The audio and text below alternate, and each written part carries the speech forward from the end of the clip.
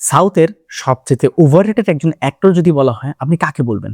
সাউথের সবচেয়ে overrated actor যদি আমাকে বলতে পারেন, আমি বলব বিজয় দেবরাকোন্ডা।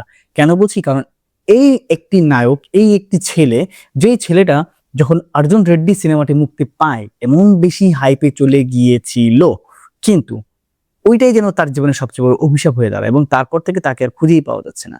তিনি ট্রাই করে যাচ্ছেন, চেষ্টা করে যাচ্ছেন, বাট সামহাউ কোথাও না কোথাও গিয়ে তিনি আর কামব্যাক দিতে পারছেন না। কিন্তু ঠিক তার অপোজিট হচ্ছেন আমাদের ন্যানি। ন্যানি কি করছেন?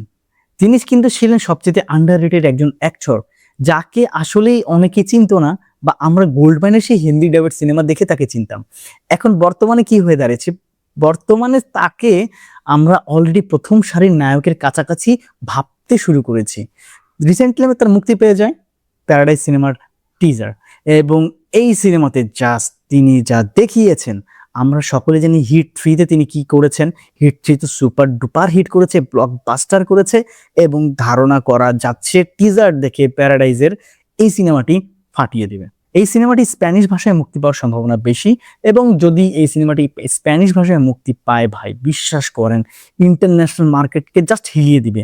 এখন পর্যন্ত টিজারের যেই সোয়াক, যেই স্পেশালি আমার যেটা ভালো লেগেছে, শেষ মুহূর্তে এসে যখন একটা সকল মানুষগুলো মিলে একটি চেয়ারের মতো তৈরি করে, বা একটি বড় কুর্সি যেটা বলি হিন্দিতে, সেই রকম একটা জিনিসের মধ্যে তৈরি করে, এবং সেটার মধ্যে সে বসে যখন ব্লেডগুলোকে তার হাতের মুঠিতে নেয় এবং তার চোখের যে এক্সপ্রেশন, ওই মুহূর্তে জাস্ট কাঁপিয়ে দিয়েছে ভাই।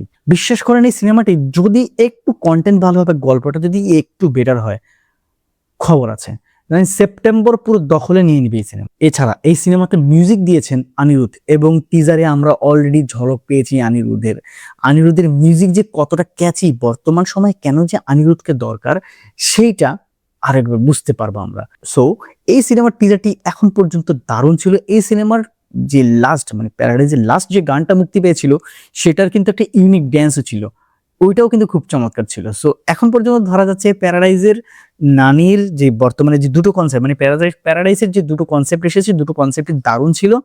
আমি তো খুব এক্সাইটেড, এবং আমার কেন যেন মনে হচ্ছে সিনেমাটি রান করবে এবং সেপ্টেম্বরটা পুরো খেয়ে ফেলবো। যদিও এর মধ্যে টক্সিক কিন্তু সেপ্টেম্বরের শুরুর দিকে ভালো ব্যবসা করবে, এবং যদি প্যারাডাইস ব্যবসা ধরতে পারে 24শে সেপ্টেম্বর, তাহলে ভাই টক্সিক কিন্তু শুরুর দিকের ব্যবসা যা করার করে নেবে, তারপরে কিন্তু টক্সিক কেয়ার খুঁজে নাও পাওয়া যেতে পারে। তবে সবকিছুই নির্ভর করে কনসেপ্ট এবং কন্টেন্টের উপরে। যার কন্টেন্টে যত জোর থাকবে, সেই কিন্তু দিন শেষে মার্কেটে বিজয়ী হবে। অনেক সময় আমরা দেখতে পাই টিজার ট্রেলার অনেক ভালো থাকে, কিন্তু কন্টেন্ট খুব বাজে থাকে, সিনেমাটির মুখ থুবড়ে। আবার অনেক সময় দেখা যায় সিনেমার গান বা ট্রেলার খুব বেশি ভালো হয় না, কিন্তু কন্টেন্টের জোরের কারণে কিন্তু সিনেমাটা রান করে ফেলে, এবং হিট ভার্ডিক্ট অনেক কিছু হয়ে থাকে।